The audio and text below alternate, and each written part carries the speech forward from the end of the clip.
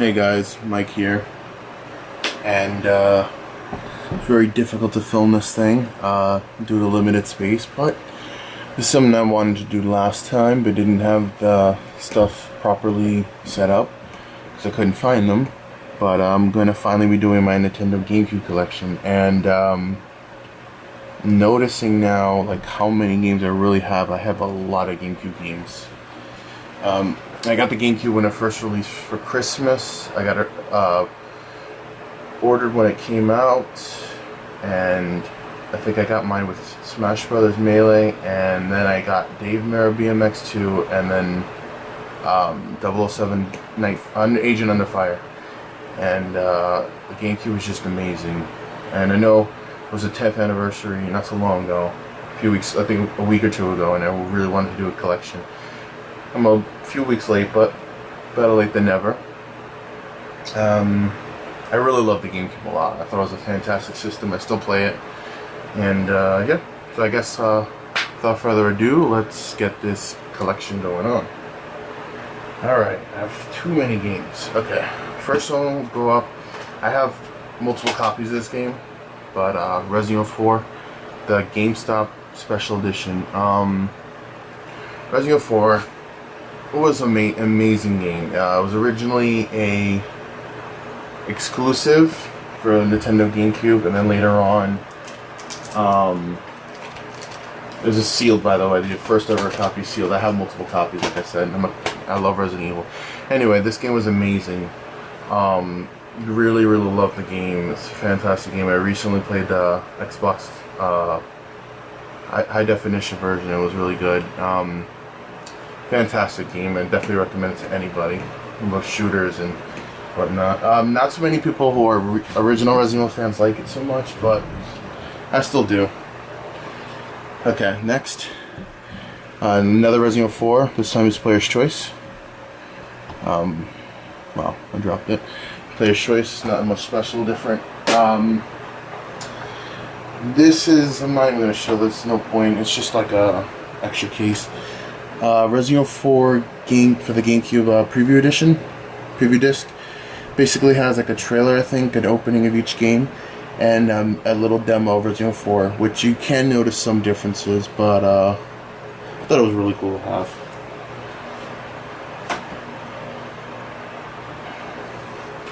have. Blood Omen 2.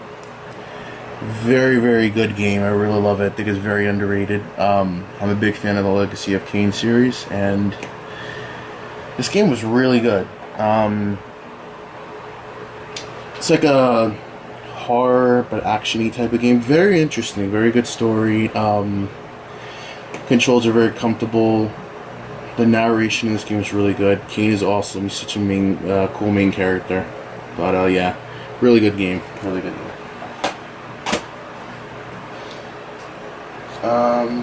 Next up, The Legend of Zelda Ocarina of Time 2-game bonus disc version, Master Quest basically. It's Ocarina of Time, there's not much more to say than that. It's a fantastic game. Master Quest is really cool. They just changed up the puzzles and made it a little tougher. But it's really cool. Also has a sneak peek of these games you see here. Really good compilation. Well, not compilation. Excuse me, I mean like collection. It's not, it's not a collection, it's just, you know what I'm trying to say. It's good. Regardless, it's amazing. Next up, Metroid Prime Kmart exclusive version that came with the Wavebird control bundled. I originally bought this game the same day it came out regular. Went to Kmart and saw it was bundled with the Wavebird, so I returned the other one and got this. Fantastic game. One of the best Metroid games. My favorite Prime. This game was really good. Long story, a lot to do. Very challenging game. And it's very interesting story how it goes on.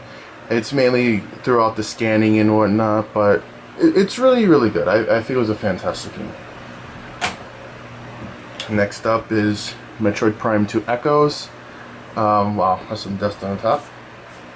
All these games are practically complete because most of these I bought new. This game, I didn't like it as much as the first one. There was something about it I just didn't like as much. But it definitely keeps that same Metroid Prime feel, but I didn't like it too much. I didn't think it did enough. It was too focused on the whole light and dark thing. I don't know. I didn't really like it too much, but it's not a terrible game, in my opinion, though. Next up is Sonic Mega Collection.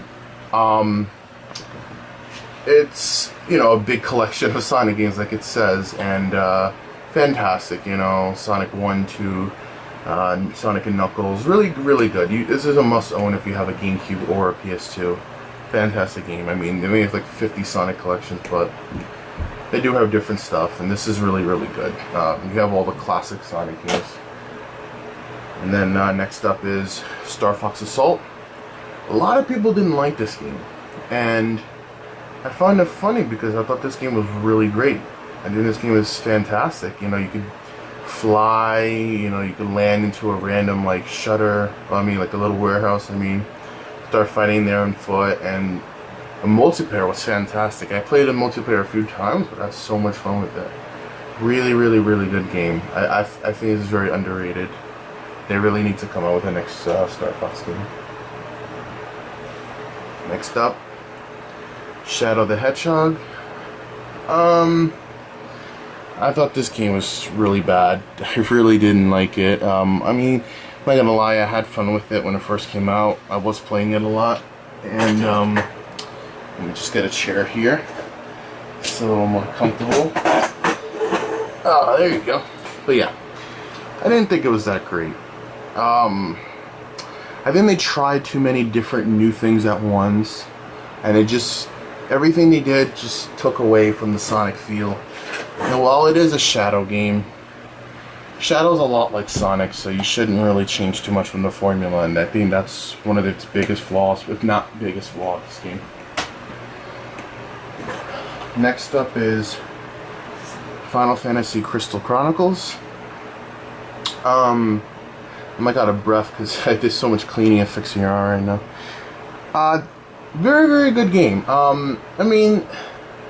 Some of the stuff could be a little stupid. It could be a little challenging at times, but like when you really get into it and start playing co-op with 4 players or whatever, which I did, and what was even cooler was linking up the SPs, as you see here. Fantastic. It was really, really fun. Really get into the game if you play like that, but it gets really challenging. I think it was a pretty good game. Definitely have some good times with it. Next up, Spyhunter. All these cases are dusty. Spyhunter. I think I really like this game a lot. I think it was very like a cool underground type of relaxing game. You could just play with friends. Running over the chicken mode was fantastic. That was so much fun. Not because I like to run over chickens, but because it was a fun mode. I can't really remember too much. It's been a long time since I played it, but I do remember that it is a really good game. Definitely liked it. It's really cheap. Next up, Legend of Zelda 4 Swords Adventure. I didn't get to play this game as much as I wanted to when I picked it up when it came out, but I did play it enough to know it is a really good game. I definitely did have fun with it, and definitely recommend it to any Zelda fans. I do have the big box, but unfortunately my big box got kind of messed up through storage and whatnot, but I do have the original big box to it. Definitely think it was really good. It was a pretty good game. Next up, it's Robotech Battle Cry. I think this game was really good. I definitely think that this game showed a lot of cool stuff you could do with the robots. Like there's 3 different forms, which are pretty basic. One form being your regular robot running around form. One was a mid form, which was flying and kind of robotish, and then a full flying mode. And I think it was really cool. I think it was a very interesting story. Definitely could be very challenging at times. You could do some fun multiplayer, and this game was really good. I think it definitely had a good length, good feel, very nice art style. I think it was a very, very good game. I recently re-picked it up. I sold it, I don't know when, but I sold it many years ago after I bought it, and I I recently rebought it. Some of these games are going to be, I'm not too sure about because I just picked them up and haven't gotten a chance to play them, and this is one of them. Product number 3. I thought it looked cool, and I remember playing it back when, you know, like GameStop and EB Games Babbage's and all that used to have the cool little panel thing where it would have like an Xbox hooked up to a TV, a Gamecube, and a PlayStation 2. And I remember playing this in a Toys R Us years ago when this was brand new, thinking, you know, that game looks really interesting, but I never got the chance to pick it up. I recently picked it up for I think $4, $3. Earlier this year. I still have not got a chance to play it though, but I played a little bit, I mean, of the first level, but not a chance to get enough really like deep into the game. But I definitely think it was really good. Very good graphics for its time too. Oh man, the next game, Billy Hatcher and the Giant Egg. Oh man, I bought this game out of the sole purpose of being able to play, have Sonic as one of your little helpers, and I definitely didn't really like this game too much. I did play a good amount into it when I first bought it. I really don't like it. I don't know, there's something about it. I think it's too kiddish. I'm not too sure.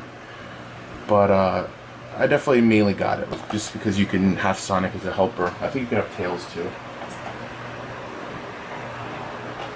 Next up, Sonic Riders. Now, I was originally against this game only because this is, I think, the time when Sonic really started to go a little different after Heroes. But I didn't like this game too much at first. But I remember playing a level on the PS2 version at, I think it was, I don't know if it was some shoe shop or something. For some reason, they had a PlayStation 2 hooked up with this game thing. I played it a few years ago and actually liked it. I recently actually bought it off of eBay. It was like $5. I definitely want to try it. And I can tell you, this game is really difficult, very tough. I lost the first time I tried, also because I had to get used to the controls, but it is a good game, very good game graphically too. I'm pretty sure this would be a lot of fun multiplayer. Another reason why I picked it up. Next we have Sonic, excuse me, too much Sonic games, Star Fox Adventures, and I keep bumping into the table here. Anyway, Star Fox Adventures, fantastic game. I remember borrowing this game from somebody and then buying it while I had his copy, only because I couldn't, like, I was like, wow, this game is too amazing that when I give it back, I'm gonna have to still be able to play it. And this is a GameCube game that will not fail you.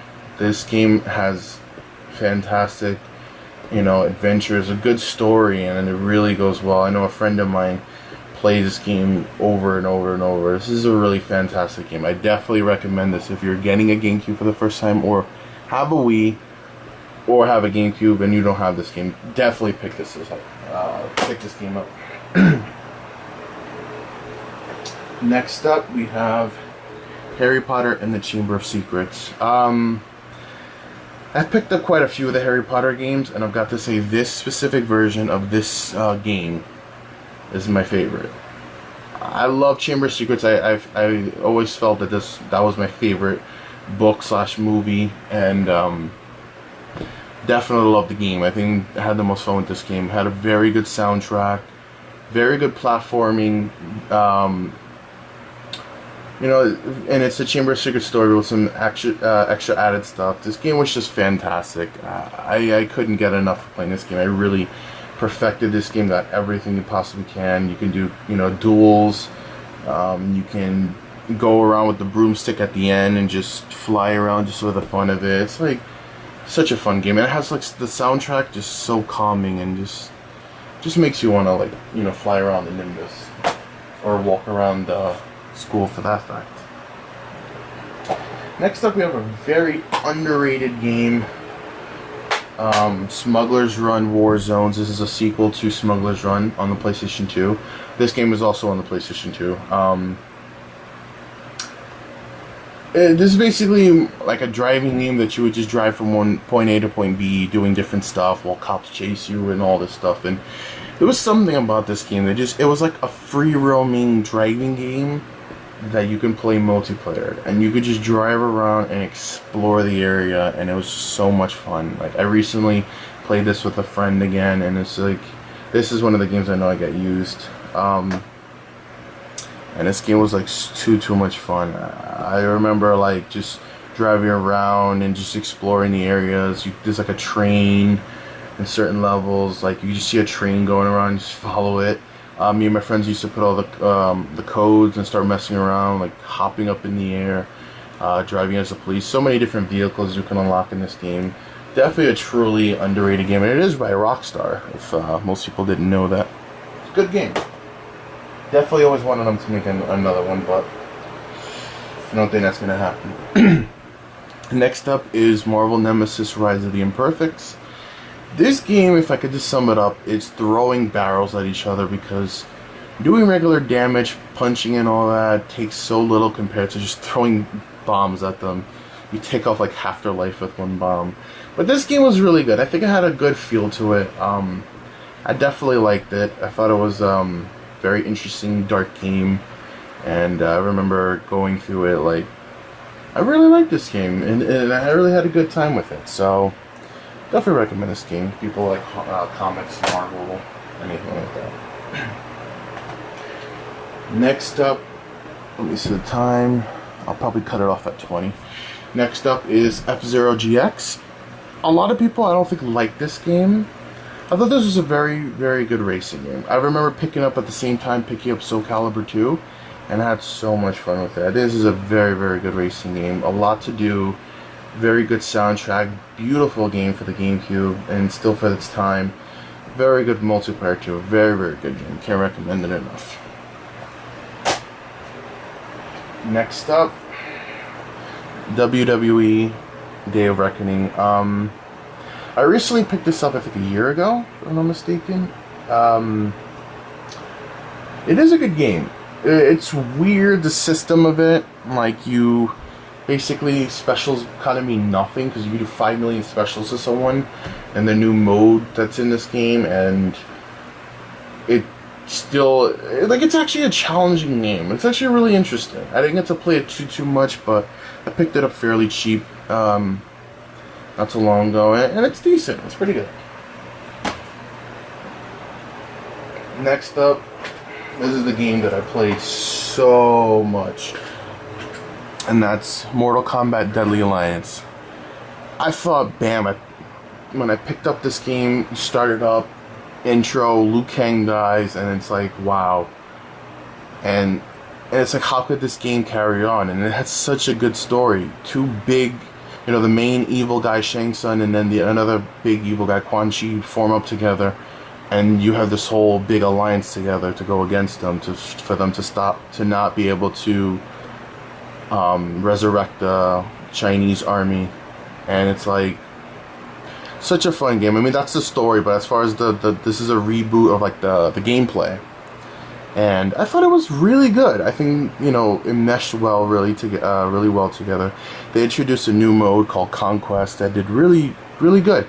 They definitely improved in Deception, the sequel to this game, but it was really good. You basically did like combos, and you went to like different parts, would advance more and more, and you would do different combos and whatnot. It was really good. I thought it was really fun. The multiplayer was obviously fun. It was really good.